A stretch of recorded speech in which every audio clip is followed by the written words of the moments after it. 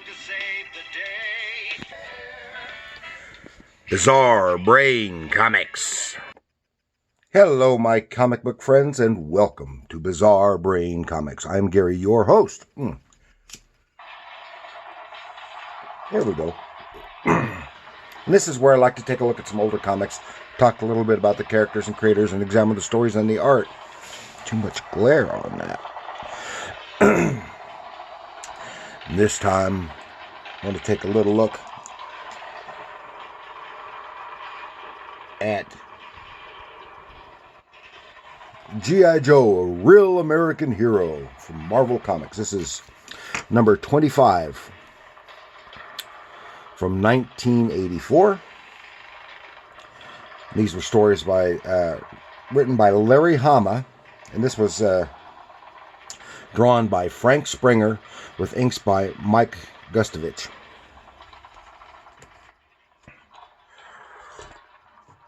You might remember G.I. Joe, depending on your age. Well, basically, if you're alive and grew up in this country, you know some version of G.I. Joe.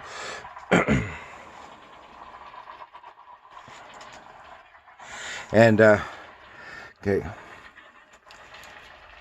G.I. Joe was a line of action figures produced by Hasbro Toy Company, as well as a media franchise. Originally, the 12-inch figures, that's this one right here.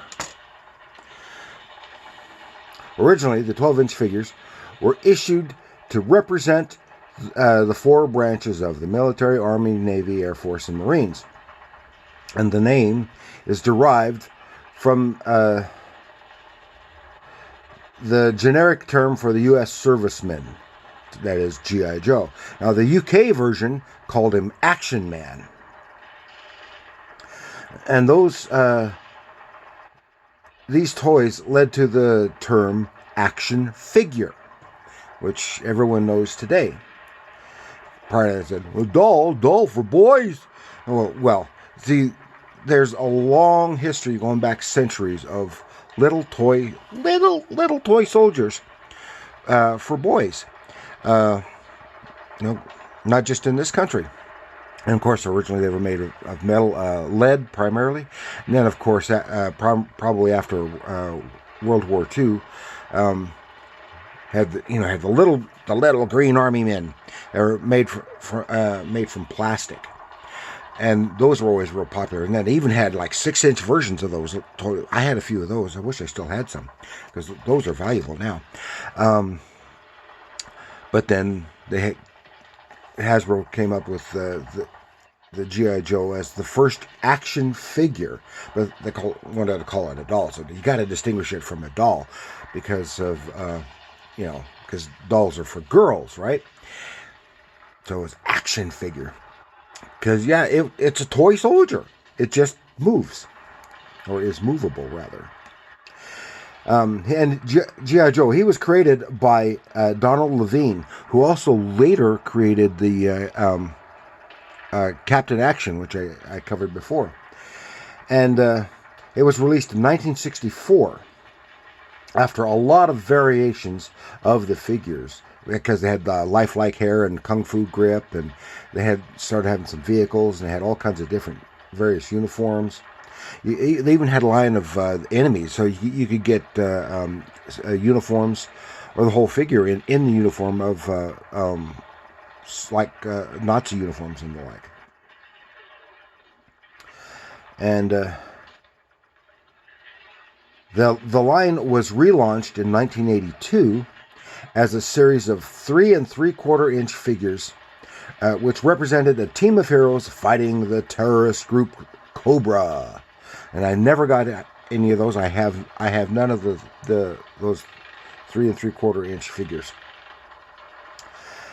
An animated movie gave rise to the animated TV series and the Marvel licensed comic book title.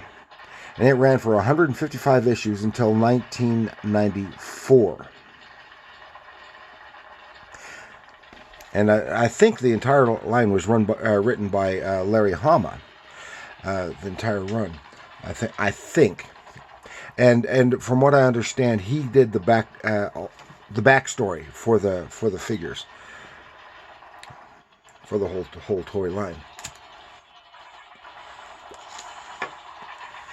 I used to read G.I. Joe once in a while,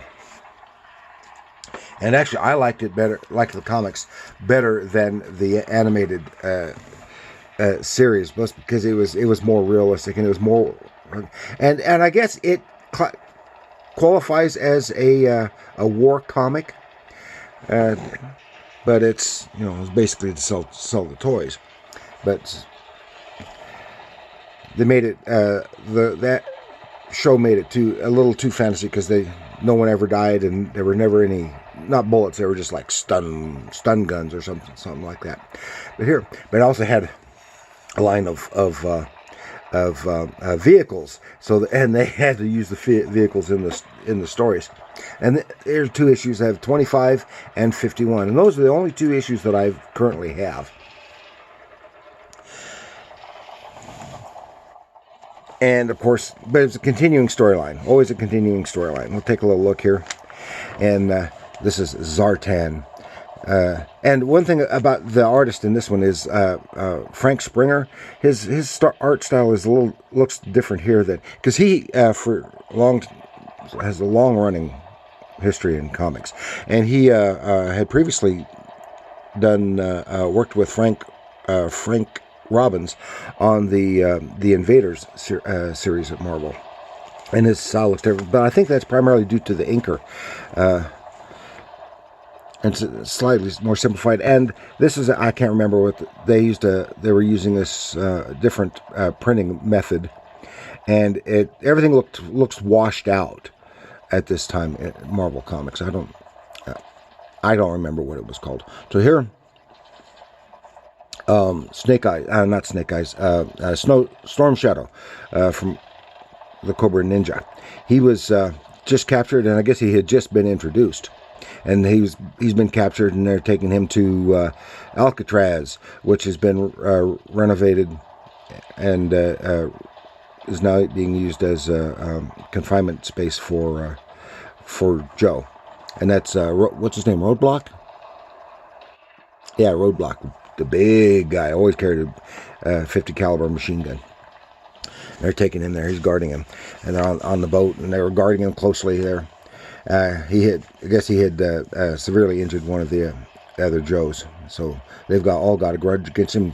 Take him down, put him in this cell that is supposed to be escape-proof. Meanwhile, here we have Cobra Commander, the Baroness, and Destro on an airboat in Florida in the swamps, and they're going someplace. And boom, they're intercepted by this figure here. That's Zartan himself.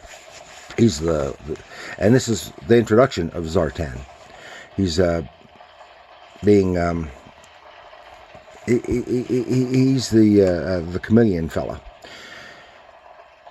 Goes to his establishment, which just looks like a swamp cabin. Instantly turns in. Whoop! It changes inside. It's a chameleon too. Meanwhile, in the Gulf of Mexico, it's a Joe ship. And we're introduced to several Joe characters here, and we have Mutt and Junkyard as the dog and his handler. And here's one of their vehicles, one of their helicopters.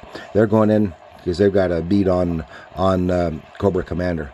And then we switch. Boy, there's a lot of stuff going on. A lot of characters, a lot of stuff going on at the same time. Snake Eyes is going to visit the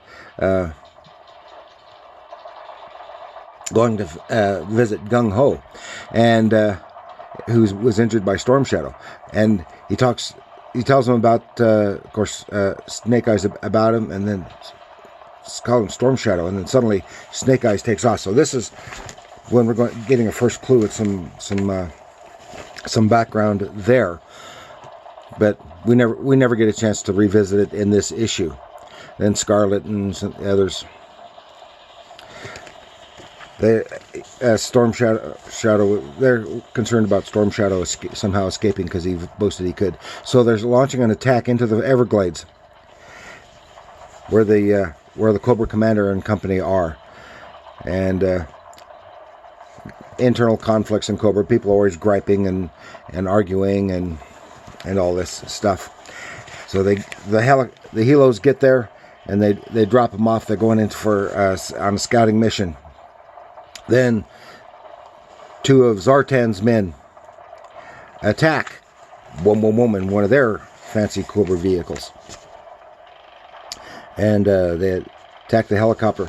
But they're chasing them. The helicopters are trying to get away. The guys are trying to hide, and then Deep Six, he appears in his vehicle from underwater, and he takes out that, and just flies, swims circles around him. Takes out that Cobra vehicle.